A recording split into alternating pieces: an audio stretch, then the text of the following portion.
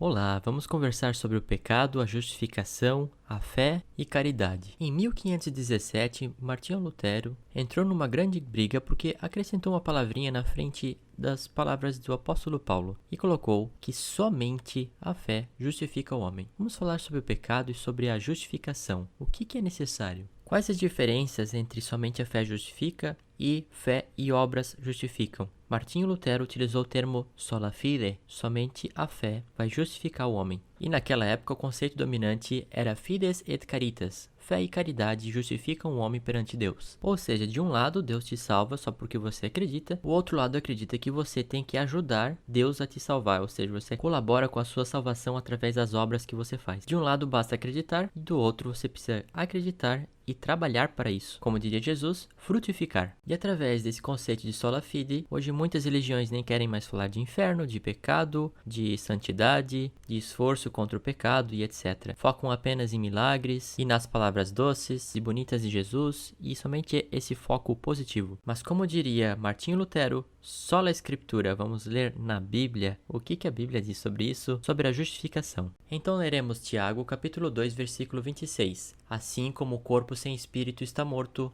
também a fé sem obras está morta. Veja que quem tem fé e nega a obra é pior do que aquele que não tem fé. Em 1 Timóteo 5, versículo 8. Se alguém não cuida de seus parentes e especialmente da sua própria família, negou a fé, é pior do que um descrente.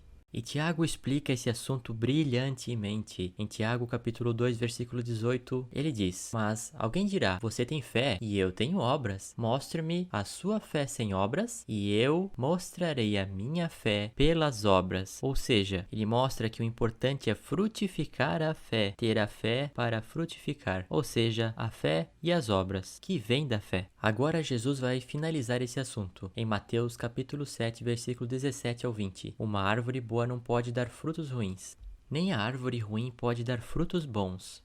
Toda árvore que não produz bons frutos é cortada e lançada ao fogo.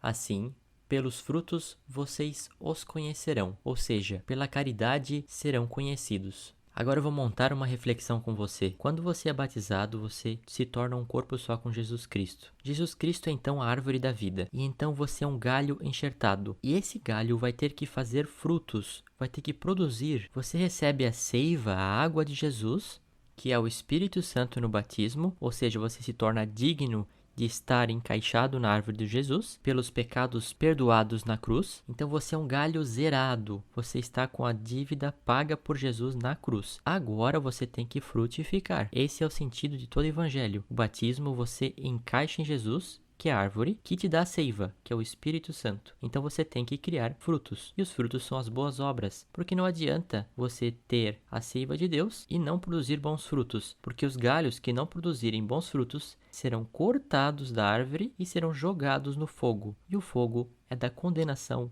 eterna. E essa união com a árvore de Cristo vem com um contrato, a nova aliança, ou seja, você é corpo de Jesus Cristo. Agora você não pode sujar esse membro que é você do corpo de Cristo. Vamos entender em 1 Coríntios capítulo 6, versículos 15 e 16. Vocês não sabem que os seus corpos são membros de Cristo? Tomarei os membros de Cristo e os unirei com uma prostituta? De maneira alguma. Vocês não sabem que aquele que se une a uma prostituta é um corpo com ela? Pois como está escrito, os dois serão uma só carne. Ou seja, quando você comete o pecado contra a santidade, você também está fazendo o corpo de Cristo cometer o pecado que você cometeu. E como Jesus Cristo é santo, santíssimo, e ninguém sem santidade pode ver a Deus, ele cortará você dessa árvore. Então você tem que se arrepender, confessar e voltar a se unir a essa árvore. Senão, será condenado conforme Jesus Cristo diz, e o apóstolo também. Daí que surgem dois conceitos, a contrição e a atrição. Vê que Jesus ameaça o inferno, ou seja, a consequência do pecado. Então você pode se arrepender por atrição, por medo desse inferno, ou dessa condenação, ou dessa consequência. Ou você pode ter a contrição, consciente de que você é o corpo de Cristo, você tem amor a Deus e não quer sujar esse membro que é de Jesus Cristo. Então, por amor, se arrepende daquele pecado e da ofensa dada a Deus por gerar impureza no corpo dele, seja por palavras, ações ou obras. Por isso os apóstolos exortam: como em Hebreus capítulo 12, versículo 14. Esforcem-se para viver em paz com todos e para serem santos. Sem santidade,